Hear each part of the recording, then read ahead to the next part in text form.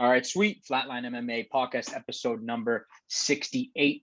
The boys are back and we're talking some fights. UFC 259 Saturday night. Most stacked card of the year. Not one, not two, three title fights on the line. Four champions.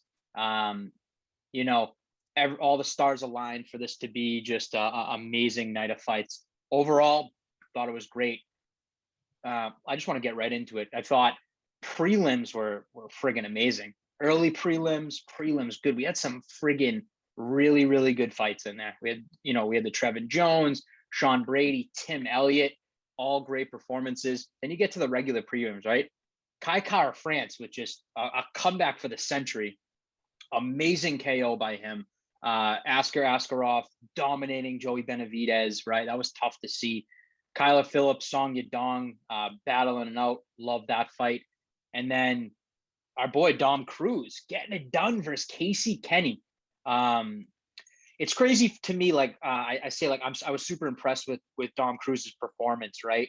But I hate to say that because he's a legend of the sport, right? He's been on a 2-fight skid, hasn't won in 4 years. But he went up against a guy, Casey Kenny, who had a ton of steam behind him, a ton of hype. And I thought he put on kind of a classic Dominic Cruz performance. So I don't know, Kev, just real quick, what did you think about Cruz's performance? Obviously, his first win in a while. I guess, obviously this isn't putting him in title contention or anything like that, but definitely puts him back on the map in the bantamweight, picture here. Yeah, I mean, it's been a while since he's been in a 3-round fight. I think if it went 5 rounds, he would have been able to show a little bit more. I thought the fight was pretty even. I think the big difference maker was, the amount of output that Cruz was able to, the amount of, striking and all that. But I think the difference maker for him was the takedowns. That's something that we really haven't seen a whole lot of. Usually it's, his kind of funky footwork. He's able to elude a lot of his opponent's offense and then, get into range, get a few shots off, and then get back out of range and still kind of jump around with that tricky footwork. But yeah, I mean, I thought it was a pretty close fight. Dom definitely did win. I think the takedowns put him over the edge. That helped him kind of edge it out. And I don't know if it's because I haven't seen him fight in a long time, but he looked to be in pretty good shape. He looked pretty big for a 135. I mean, he is a big dude for 135, but he looked pretty muscular in there. Yeah, I was actually that was my next point. I was going to bring up. I thought his physique looked pretty good. I guess he fights not as often as I think everyone would like. His career has just been severed by a ton of injuries, unfortunately. But I thought he looked good, and I thought that we saw that old Dom Cruz footwork, and I thought it was confusing Casey Kenny as the fight went on, right? And I agree. I thought the takedowns were kind of the biggest factor there. I thought he looked good, and it's obviously a huge win for him after being on a 2-fight skid, right? Losing his belt to Cody Garbrandt like the way he did, right? And then obviously getting knocked out by Henry Cejudo. I think not the way that he planned things out. So for me, massive win for Dom Cruz. And I think, taking a look at the rankings here, I feel like there are a lot of fun fights for him to have next. But I'm curious to see, who do you think they should match Dom Cruz up with? Is this kind of like a legend versus legend fight? I'm thinking him versus Aldo. I think that's a perfect fight. Those two should have fought a while ago, obviously being in 2 different weight classes. But now that Aldo's cemented his home in bantamweight, how awesome would that fight be?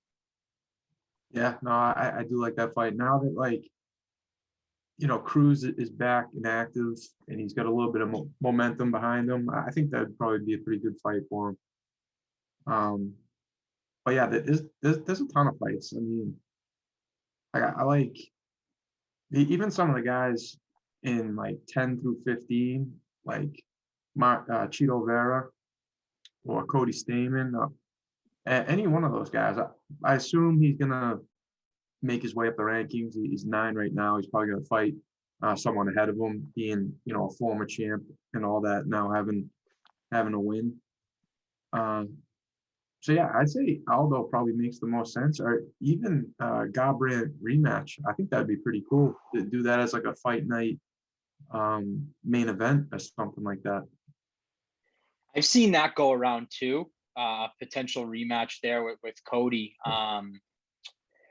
Yeah, I mean, there's so many options for him. Again, bantamweight's so stacked, right? And we'll talk about the bantamweight title fight in a little bit, but obviously now with kind of what happened in that fight there, I think it kind of halts the division a little bit. But we'll get into that real quick. But shout out Dom Cruz, great win, hell of a fight as well. And let's get to the pay-per-view portion. This was absolutely stacked, right? Starting off with a just bunch of heavy hitters at light heavyweight. Alexander Rakic taking on Thiago Santos, right? Had all the makings to have a shit ton of fireworks, to have a massive knockout. Unfortunately, not what we got there. And to me, probably the most boring fight on the entire card. Very unfortunate, but Alexander Rakic getting it done via unanimous decision. Did you agree with the decision, and what did you think about the overall fight? Yeah, that was something that the commentary was saying a lot too. They were surprised at how kind of slow paced and not inactive, but reserved both fighters were, especially with their histories. But yeah, I agree. I mean, it's a good win for Alexander, but I mean, it is kind of what it was. I think, he landed more shots. Other than that, like, I can't really judge the fight on anything else. It didn't seem like either of them did a great amount of damage to each other. There wasn't one clear aggressor over the other. I think at that point you can really only judge on the amount of strikes landed, and I think Alexander edged them out in that, but only by a little bit. Yeah, no, I agree, and I was surprised, especially like Thiago Santos, who's obviously coming off of that Glover Teixeira loss. He kind of did the same thing in the Teixeira fight. Like, I feel like he was pretty gun shy, and I really thought he was gonna go out there to prove something in this fight, and I was surprised he didn't pull the trigger as much as he's normally used to, knocking guys dead, right? Like, but I mean, like I said, overall, was it a good fight? Yeah, of course, it was super competitive. But it just didn't bring the fireworks that I think everyone thought that it was going to bring. Shout out Alexander Rakic, now number 2 in the rankings. Sets himself up for probably a potential, number 1 contender fight, or he can probably sit back and wait for, we'll talk about it later, but Jan to defend his belt against Glover Teixeira. I'm assuming that's next. He could sit back and wait for that one, or he, takes another fight in between. Who knows there? But shout out Rakic, great win there. All right, cool. Let's get into the lightweight division. We had Islam Makhachev, the protege of Khabib Nurmagomedov, taking on Drew Dober. Man, a lot you could say about this one. Islam Makhachev just putting on an absolute clinic against Drew Dober. We had a 3rd round arm triangle choke. I mean, he looked like a mini Khabib out there, man. Like, everything he did, the takedowns were just vicious, right? Was the ground and pound, was he doing a ton of damage? No. Was it Khabib-esque? I wouldn't say so, but Dober wasn't able to get up, and that's all that matters. He took Dober down whenever he wanted, from any position he wanted. Super impressive to see that. What did you think of Islam here? And does this fight kind of propel him into a much bigger fight next? And do you see shades of kind of Khabib 2.0 here, like everyone's been predicting? And Khabib said Islam will be the next champion. So what do you think there? Yeah, I mean, with the performance that he put on, I mean, it definitely shows that, he's got a ton of different takedowns. He's got takedowns from the clinch, off the cage. His double legs really fast in the middle. He's got a good takedown game. He can get you to the mat. in the first round, it seemed like he did. I mean, Dover just kind of had one of his legs tied up, and he had a little bit of trouble passing the guard. Still won the round, still got the takedown, still had, majority control time, and almost had that armbar at the very end too. Yep. But which, just watching that whole transition, that was a crazy one. I couldn't believe that Dober was able to get out of that round and didn't tap. But yeah, I mean, with all the takedowns and the way he kind of controlled the fight, I mean, that was definitely impressive. I think what I would have liked to have seen a little bit more out of Islam is his striking. I know his easiest route to victory is getting the takedown and controlling the fight on the mat where he's comfortable. But he's been knocked out before, right? Yeah, I don't know if it was his UFC debut, second UFC fight to Adriano Martins. Yeah, he was KO'd fucking out cold. Yeah, see, so that's still just kind of the question in my mind, because with Khabib, we've never seen. I mean, some people say that Michael Johnson was able to rock him, but other than that, I mean, every single fight that he's had, there were even rounds like with Connor where he was standing there trading, like he was comfortable striking with him. So I think, with how impressive that was, Islam definitely deserves a big name fight. But my only question would be is just how good is his striking if he can't get the takedown, if he has to resort to striking. Yeah, and I feel like that was a big thing when Khabib was coming up as well. Like he was mauling everyone, like don't get me wrong.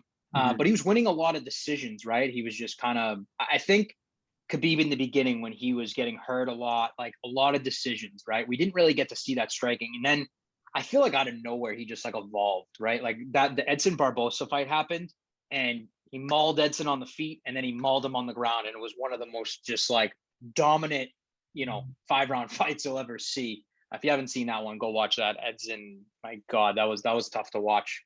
So I don't know. I'm curious to see how Islam is going to, transition when it's a striking fight, when he can't take someone down. Which, again, we said that about Khabib, and Khabib's been able to take everyone down. I'm assuming those guys training together every single day since they were friggin' 5 years old. Islam's probably going to be able to take everyone down as well, right? So he calls out Tony Ferguson. Do you love that call out? Like, we didn't get to see Tony versus Khabib. Is that a fight that actually makes sense? Because to me, I love that fight. Yeah. I think it proves a lot too. Yeah, no, I like that fight a ton too. Yeah, like you said, like we didn't get to see the Khabib versus Tony. Obviously Tony's been on, a little bit of a losing streak, losing to Gaethje and losing to Oliveira. So I think at this point in time, Islam's making his way up the ranks. Tony kind of has to get a win to get, some momentum again. Yeah, I think it makes sense for Tony to fight someone lower in the rankings and Islam to call out a big name in the division like Tony Ferguson. I think that's probably the best fight for the two of them, because if Tony goes out and beats Islam, that puts him right back at the top.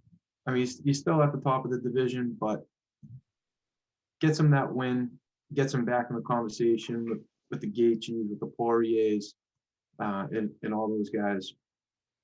But if Islam gets that win, then we get to see him against, maybe like a Mike Chandler. Mm-hmm.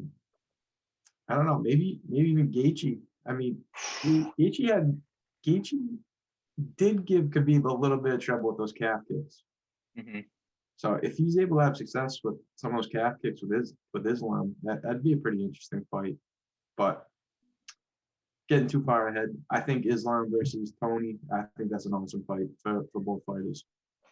I love it. I posted a pic about it and I think got some love. So I agree. I think it's a great fight. And like you said, think about if Tony beats Islam, right? Now, again, you just said it. We're getting a little bit ahead of ourselves here, but say this scenario happens. Tony beats Islam. What happens next? Khabib Tony happens. And in my mind, that's like the perfect scenario for Tony. Like he wants to avenge the loss, you know. He wants to avenge that. And I think that sets up the Khabib Tony finally, right? Again, getting ahead of ourselves here, but like in my mind, that's how I see why Tony would take that fight. Because I think if he beats Islam, he can lure Khabib back. And I don't know, that's just me being crazy and going down a rabbit hole on Twitter, but I think it makes sense. Yeah, I think the more likely one out of to get Khabib back, if Conor and Islam ever cross paths, if that fight's ever made, I think like all the buildup that they have, like with Khabib's teammates hopping over the cage and the big brawl and all that, I would like to see that one, because I think that's one that McGregor would be super motivated for. Islam, obviously, there's history there that they don't like each other, and then could possibly set up could be a rematch, but again, that's a lot of hypotheticals and all that. You got a point there, and just I guess quick thought here. Obviously, with Islam being in the lightweight division, Khabib still has the belt. I know that they would never fight each other, but do you think there's some sort of strategy that Khabib is playing right now where it's like he's kind of waiting for Islam to make his way into the top 5, and then maybe he'll get rid of the belt? Like how, like, you know what I mean? Obviously, they would never fight each other, but do you think there's some sort of strategy there with Khabib and Islam, like as he's working his way up the ranks? Yeah, I mean, they could be. I'm just trying to think of what it would be. I mean, yeah, if there's no clear champ, then everybody's kind of eligible to be that number 1 contender based on their performances. But yeah, I don't know. I really don't know why Khabib hasn't relinquished the belt. Mm-hmm. I know Dana's working on him pretty hard. He's asking him a ton. He's probably offering him a ton of money. He's probably giving him any opponent that he wants. So yeah, I don't know. I mean, Khabib's still relatively young. I mean, I think is he like 32, 33, something like that? Yeah, 32. I think he's the exact same age as Conor. So like he's still in his fighting prime, which is nuts to me. Yeah. So yeah, I don't know. I mean, it just him having one foot in, to me, for him to come back more than anything, I think it's that 30-0 plan, that kind of pact that he had with his father. I think that's the biggest thing. I honestly think that's something that he will try to complete before everything's said and done in his career. We'll see what happens, man. So much has to play out, and this lightweight division is so stacked. But obviously, Khabib's the man at the top of the mountain, so everyone's chasing him. And I'm hoping that Dana can tell us something in the next few fight cards, because I just feel like I'm itching to see what they're gonna do. You got Dustin there. You got the Conor, Dustin Conor rematch possibly happening in the summer. You got Oliveira. You got Chandler looming there. I just want some answers, man. Dana, give us some answers, man. Come on. So, shout out Islam. Very impressive win. I feel like he finally got to showcase his skills on pay-per-view on the biggest card of the year, and a lot of people have a lot of high expectations for this kid. So great win. And let's get into the good stuff, baby.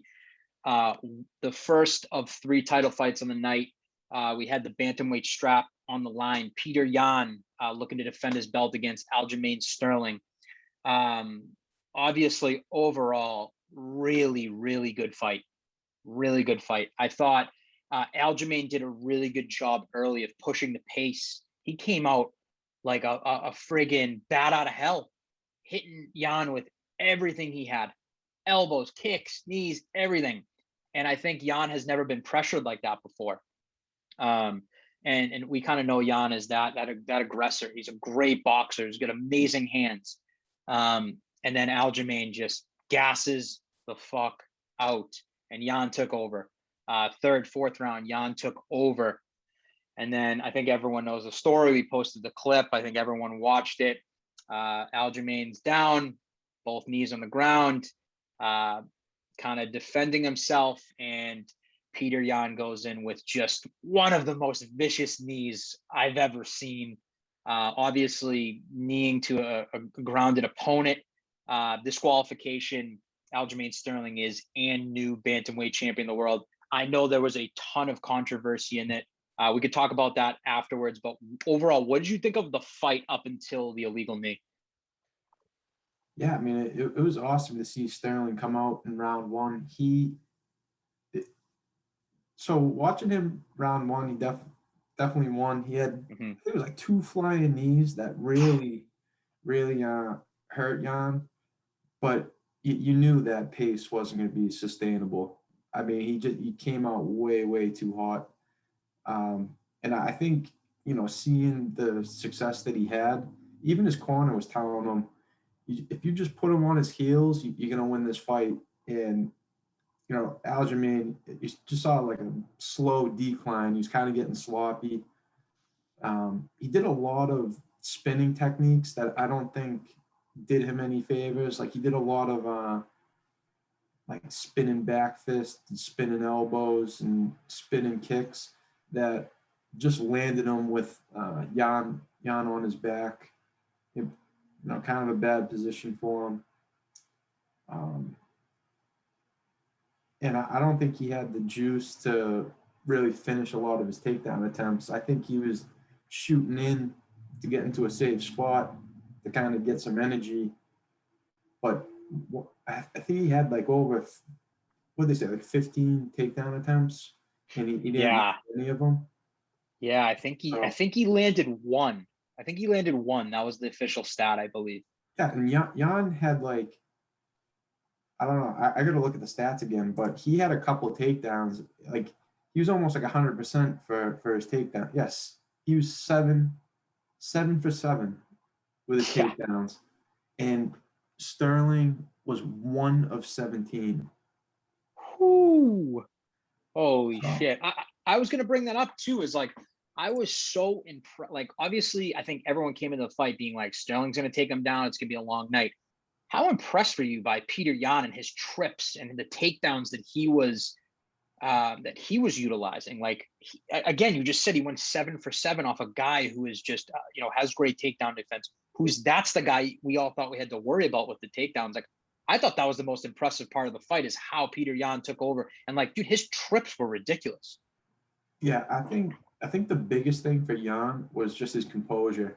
I think he knew that it wasn't sustainable for Aljamain to go at that pace. I think, after round one, kind of let him have it and just fight the way he fights. I mean, you saw rounds 3 and 4 him land some heavy shots.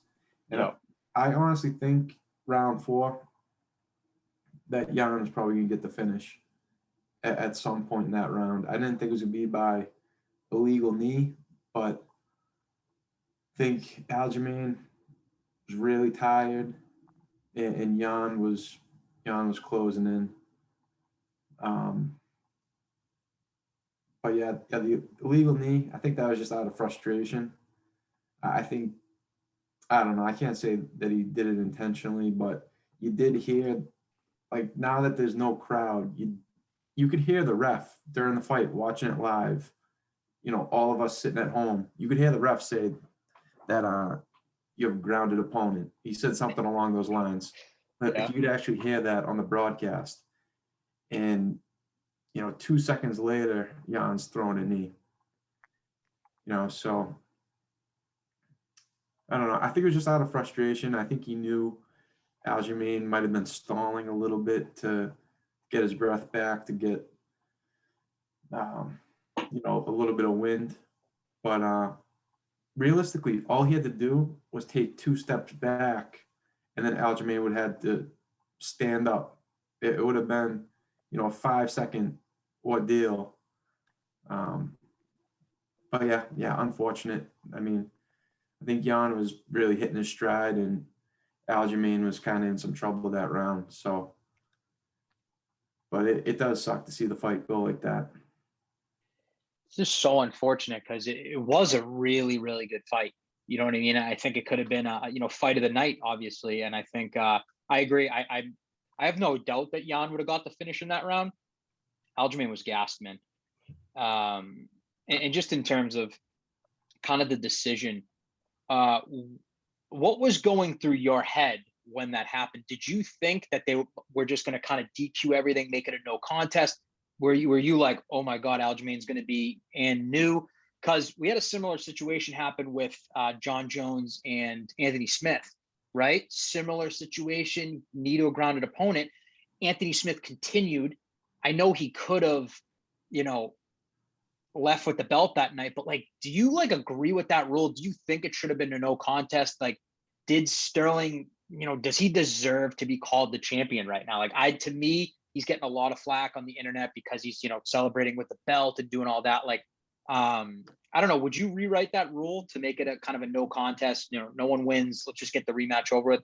What was going through your head?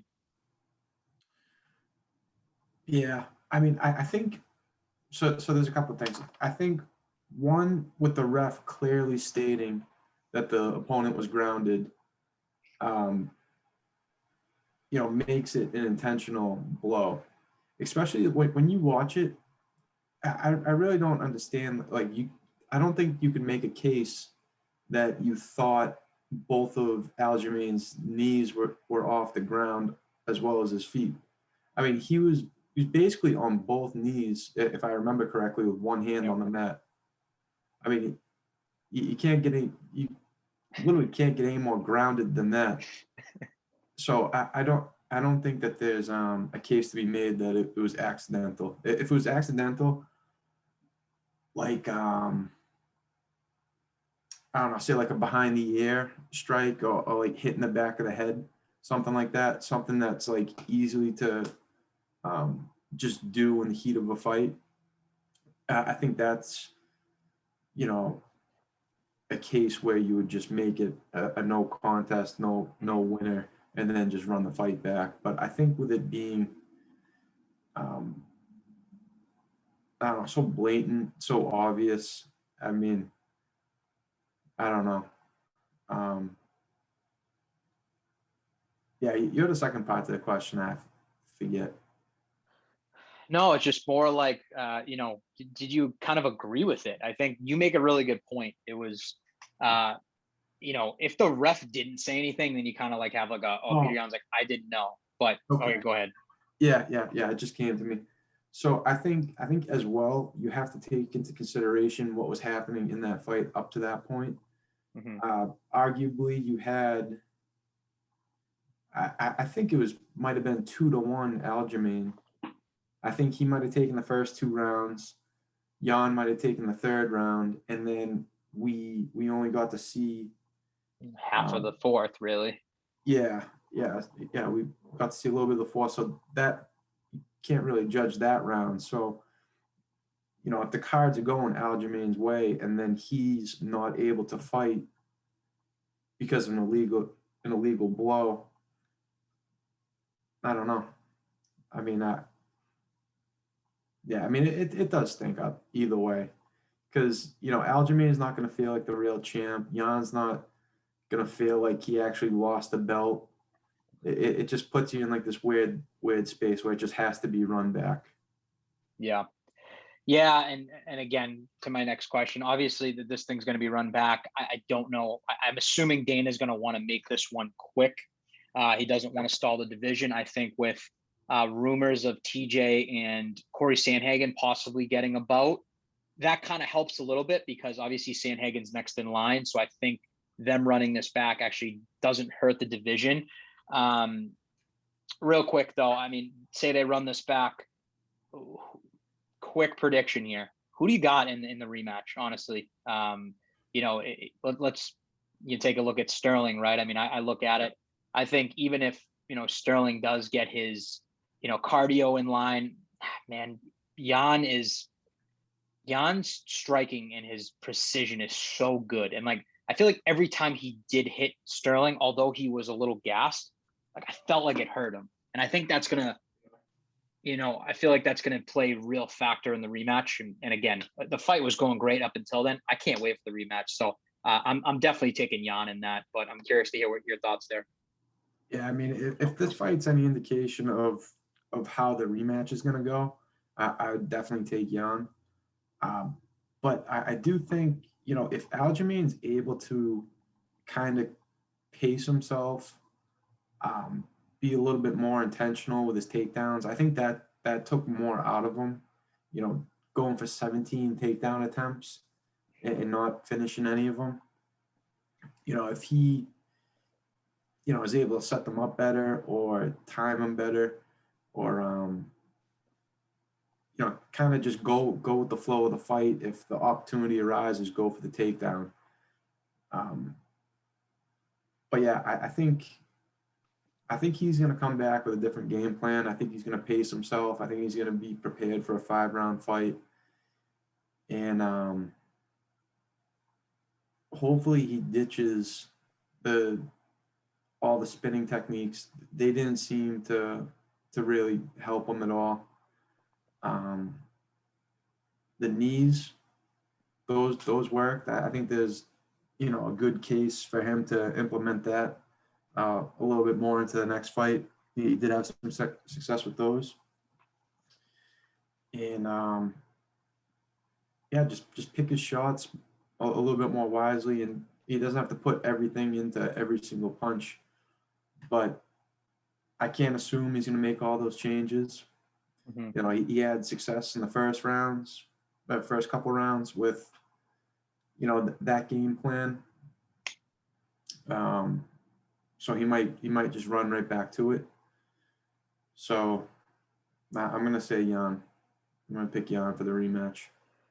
I think a big factor too is how quick are they willing to run this back? Obviously, Jan, look at Sterling. Let's consider that a knockout, right? Like, let's just say Sterling got knocked out. He 100% had a concussion. I know those videos of him celebrating and doing all that, but I think Dana White's going to want to run this back quick. I'm hoping, maybe before the summer or whatever that is. I can't wait to see it.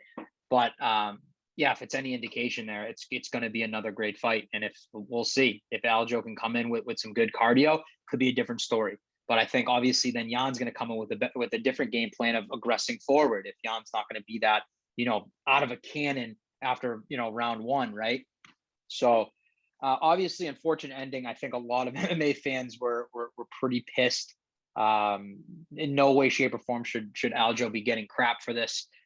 The belt's around his waist. There's nothing you can do about it. There's nothing he could do about it. He didn't make the rules. Obviously, shout out those two guys. Incredible fight up until the knee. Cannot wait for the rematch. Co-main event time. Number 2 of 3 title fights on the night. We had the GOAT, Amanda Nunes, taking on Contender, Megan Anderson. We can make this one real quick. I don't think Nunes even broke a sweat. She did it in, kind of, every fight, she just makes it look so goddamn easy, even if it's a decision for her. Getting it done, round 1, triangle armbar. I mean, it was just an incredible submission too, the way she set it up, the way she rocked Megan. Megan had no answers. I don't even think she threw a punch. Like I said, Nunes didn't even have a scratch on her face. She went home to her baby. All is good with the world. She just keeps on winning, keeps collecting paychecks. And she is on, what is she, a 13 fight win streak, right? 1, 2, 3, 4, 5, 6, 7, 8, 9, 10, 11, 12 fight win streak. Just adding to her resume. Break down the fight real quick. Yeah, I mean, there's not much to break down. As soon as Nunes throws anything, she's putting serious damage onto all of her opponents. I mean, it doesn't take her long at all. I mean, it doesn't take her many shots to do it either. She's got something in her hands that all she has to do is land once and you're in some serious trouble. I mean, it's crazy the way she throws her punches, how much power she has behind them. But yeah, I mean, that's been the story for, most of her recent fights, and this one's a perfect example of it too. mean, she rocked Megan early, went to the mat. I mean, we haven't seen a ton of her jiu-jitsu lately, so that was pretty cool to see. And she just, it was checkmate. She either had her in a triangle or an armbar, and she ended up, yeah, I mean, just submitting her. I mean, just complete domination. Is she at the point now where we can't even put her in like the greatest women's fighter anymore? Is she one of just the greatest fighters in general, just men or women? Like, is she in that conversation now? Like, I mean, she's just so dominant. Yeah, so this is the way that I was thinking about it earlier is, Nunes has a 12-fight win streak. I think the only active fighter right now that's above her is Kamaru Usman. Yes. And we were just talking about Usman surpassing George St. Pierre's, was it amount of title defenses? Is that what he just? He'd be win streak. It's win streak right now. It was win streak. Yeah. So I mean, she's right in the conversation with Kamaru Usman, GSP. I mean, yeah, I mean above the women's division, she's already got that title. I mean, she's proven it. She's the best female fighter that's ever participated in MMA. But yeah, now she's just creating a legacy that's putting her name right alongside Kamaru Usman, GSP, Anderson Silva. It just, I don't know, it's just incredible. And she's still got a lot of fighting left to do. I mean, she's not that old. And she's got 2 divisions that she can hop back and forth between. So she's got opportunities.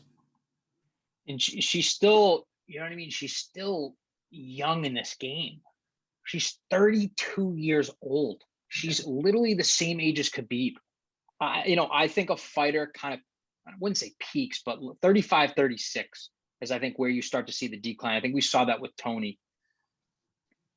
Like, there's literally nothing left for her to prove. Like, I posted this the other day. I go, is this now the time to make the Valentina trilogy? Valentina's going up against Andrade for the belt. Let's just say she gets past Andrade. That is the only fight that interests me, other than Kayla Harrison. But Kayla Harrison is also signed to the PFL until the end of the year. That's definitely going to happen. I know they're teammates. Nunes said after the fight she would love to fight Harrison. Once they're in the cage, they're not teammates anymore. She's a savage.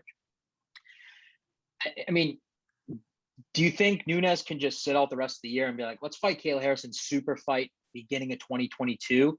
Do you think she takes that chance and fights Valentina? I know the score is 2-0, but arguably, you get the Valentina fans that say Valentina won that second fight. Like, what do you, if you're Amanda Nunes, what do you do? Right? Especially just like, you're already the GOAT. Nothing can, you'll never be out of the conversation ever. And like a loss, to Valentina, I don't think hurts. But if you're Amanda Nunes, what do you do for the rest of the year? Honestly. I think with her being at this level, just like not really having many competitive fights, in her past couple, she's not taking damage. She's got 2 different weight divisions to pick from. I think right now she just collects. I mean, make another fight. I think for that Megan Anderson one, I read that she made like $1.5 million for 2 minutes of work. Insane. Not breaking a sweat, not getting touched once. I mean, I don't know. I mean, she could sit out and enjoy it and whatever, but I think she wants to fight. I think she enjoys it. She definitely enjoys fighting, but I think she likes staying active. It's just who's going to present a challenge to her. And I at this point, I don't think it's anybody, but I think she's open to take whoever the UFC throws at her. Just to go back to Valentina real quick, do you think that fight, like, although the first 2 fights were really great, we know how much of a beast Valentina is. Do you think the trilogy could flop and it not be that good? I don't. I can't see that. I mean, it's like the two of them are both levels above all the other fighters in their division, in their divisions. I think that the two best female fighters on the planet right now, and to put the two of them in a cage, I think there's no way it can't be a good fight. I think that's the only one that makes sense, man. Like I said, number two could have went Valentina's way. I know that Nunes doesn't have to take that fight, but as a competitor, as someone who is just making this look so easy, why not go out there and try to finish Valentina? And then at that point, I'd walk away. I'd be like, I just finished her. I beat her again. Well, however she does it. And then there's just, there's already no questions with Nunes as who's the great. Her resume is probably the greatest thing in MMA. Like I'm looking at her resume. It's just insane. The people that she's knocked out, the people that she's dominated in 5-round, wars, 5-round beatdowns, not wars. She's never been in a friggin' war other than the Valentina fight, right? There's nothing left for her to prove, man. Like you said, she just collected over $1 million in 2 minutes work, didn't break a sweat, went home to her kid or newborn. People were like, maybe she's not motivated enough because she's got a kid now, spent a lot of time there. My God, she looked better than ever, and she didn't get touched. The picture of her after like the close up, and she doesn't even have a bruise on her face. It's incredible, man. What she's done to the sport, and like just to think like after that, Misha Tate win when she won the belt, like who would have thought that she would just have defended it this many times, not in one division. We're talking about her defending belts in 2 divisions, never been done before. Absolutely insane, man. So shout out Amanda Nunes. You're the GOAT. You'll always be the GOAT. I can't wait to see what you do next. Trust me, I will always buy your pay-per-views. You're incredible. Maybe one day, maybe she'll fight a 125-pound dude, beat that dude up. So I can't wait to see what she does next, man. Shout out Amanda Nunes, the GOAT. Let's get to the main event. Number 3 of 3 title fights on the night with the light heavyweight strap on the line. Jan Blachowicz defending his belt, taking on Israel Adesanya. Israel Adesanya, middleweight champion, coming up to light heavyweight, seeing if he become one of 4 or 5 champs in the history of the UFC. Great fight overall, man. I thought this one lived up to the hype. I think the result really shocked everyone. But Jan came in with just a awesome game plan, man. He outstruck Israel Adesanya. Who would have thought that? He used his range well. Yeah, was he getting clipped from here and there? Yeah, of course, but I don't think it was doing any real damage. And then the takedowns in the 4th and 5th round just determined this whole fight. Izzy could not get up from those takedowns. And Jan, was he doing a ton of damage on the ground? Absolutely not. But he was imposing his will. I think it proved that how much bigger Jan was than Izzy. I mean, Jan must have been 225 in there. Izzy was probably, I'd say, a little over 200. I mean, there was a big weight discrepancy there. You could tell when they were on the ground. Izzy couldn't get up. So break down this fight. What do you think of, Jan's performance? And again, what do you think of Izzy's performance? Yeah. Looking at the stats, it's kind of different than how I took the fight when I was actually watching it. I thought when I was watching, Izzy was the more active and more accurate fighter. But when you look at the stats per round, Jan outstruck him every single round, and then he had the takedowns in 4 and 5, and was able to outstrike him in those rounds as well. I mean, I think the thing with Izzy is that he had a lot of feints and a lot of different head movement and setups and stuff that made him look super active, like he was working for things. And he did land a lot of really good shots. Like I didn't think that he was completely, he wasn't outclassed, or it didn't look like he didn't belong there. Yep. That's what I'm trying to say. I mean, made the move up to another weight class, and he's fighting a world champion in that weight class. Is his very first fight. It's extremely tough thing to do. But I thought Izzy looked great, and I honestly, when I was watching it live, I thought he was winning the first 3 rounds. But when you look at the breakdown, I mean, Jan was outstriking him. And yeah, the big thing was just those takedowns in 4 and 5.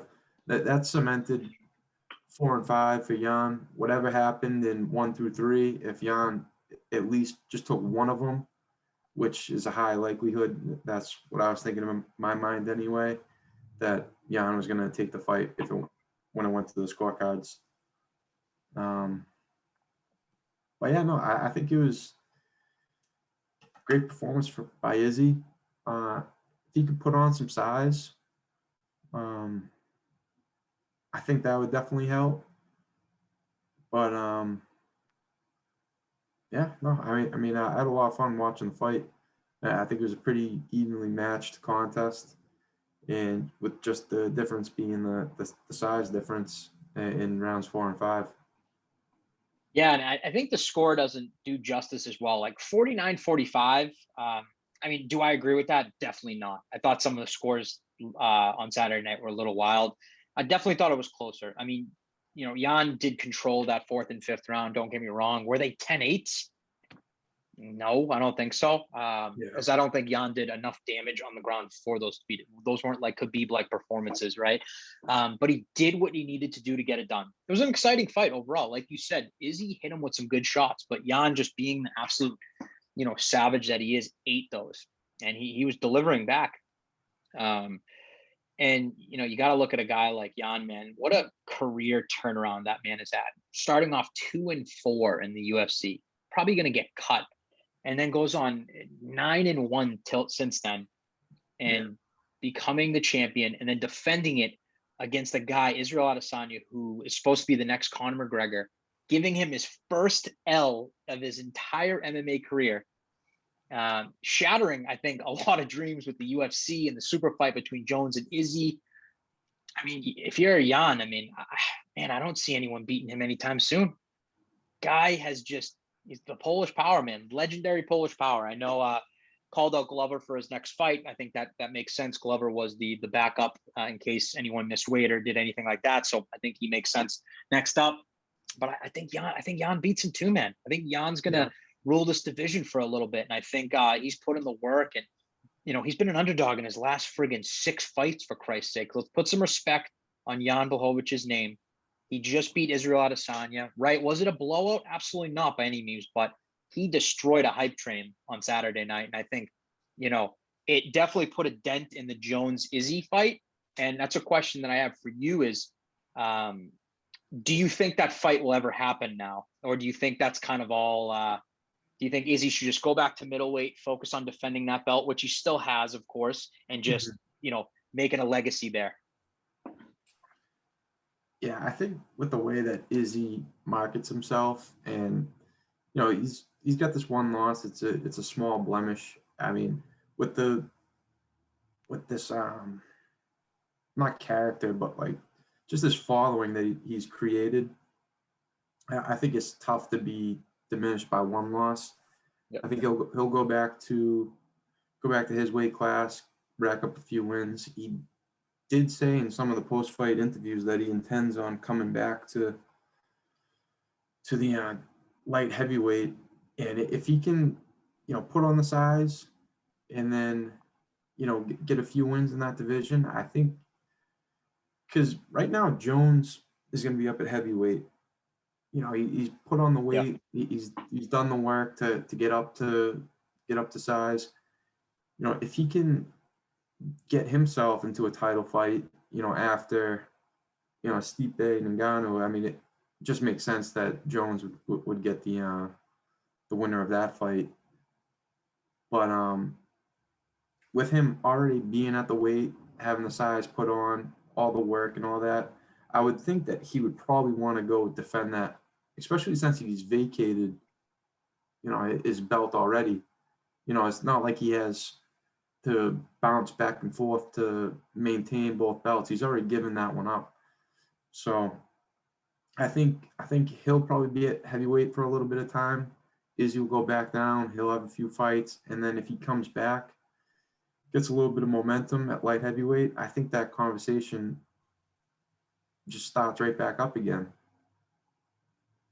Yeah, well, we'll see what happens there. And I agree. I don't think this diminishes Izzy at all. I still don't think Izzy loses at middleweight. I think Izzy, stays undefeated his career at middleweight.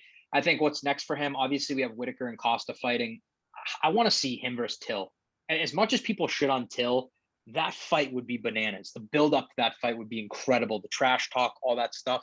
I know Till's got to get through Marvin Vettori, which is going to be a hell of a fight there. But Izzy has so many options at middleweight now, and he can clean out that division if he wants and build his legacy there.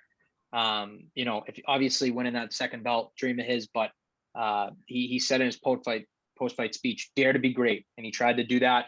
Nothing but respect for someone going up in weight. And Izzy didn't do a Conor McGregor where he went up one weight class. In terms of actual weight classes, yes, he went up one, but he made a jump from 185 to 205.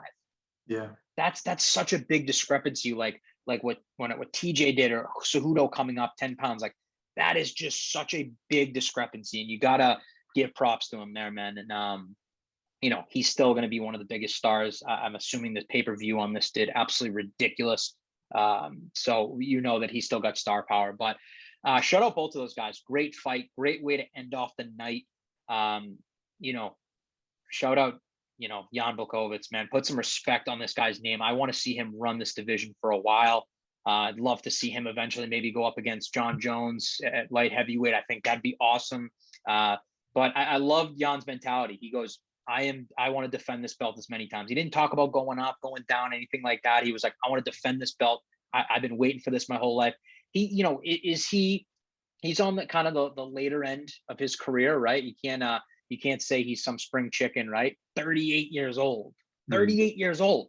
Probably got a couple years left in him. Let's get a couple title defenses under his belt. And, if he beats up Glover, that's awesome. So we'll see, man. But overall, great night of fights. When the early prelims and the prelims are that good, definitely sets the bar high for the pay-per-view portion. I thought the whole card delivered, minus that one blemish with the Petr Yan incident. But overall, UFC 259, hell of a night. Dana White, thanks for putting on another great show. Real quick before we end off here, I know we have a fight coming up this weekend. We have Leon Edwards taking on Belal Muhammad. Real quick, I want a quick prediction here. This was supposed to be Kamza Chimaev versus Leon Edwards. Belal Muhammad steps up. Real quick, I just want a prediction on this. Yeah, I mean, we haven't seen. I'm not even really entirely sure what the story is on Edwards. Was he dealing with some type of injury for a little bit? Injuries, COVID. He hasn't fought since, my God, when was the last time he fought? July 20th, 2019 with RDA. Yeah, it's been a while for him, man. So that's my biggest concern with him, is just the ring rust. And I know how good of a fighter he is. Belal has been active, right? And that's got to count for something. But we all know how much of a monster Leon is, and I know that he's itching to get that belt. And I think he's definitely someone that, I know the champ Kamaru Usman already beat him, but that was a long time ago. And I think he's a completely different fighter, but I need to see him after a 2-year layoff, see what he can do to a guy like Belal, who's been super active during this time. So, I mean, I'm going on a limb here. I'm going to say Belal gets it done. I think he's going to win by decision. Let's do it. Yeah. Yeah, I mean, it is a huge question. I mean, that was a discussion that we were having with about Conor McGregor, that everybody was saying how much the inactivity affected him when it came to, his fight with Poirier. I mean, it's, basically the same amount of time. I mean, McGregor had the Cerrone fight, so he was out for a year until he fought Poirier. But, it's just 2 years out of the game. Yeah, I mean, who knows how he's going to come back. I did see a picture of him on social media. He looks ripped, like out of his mind.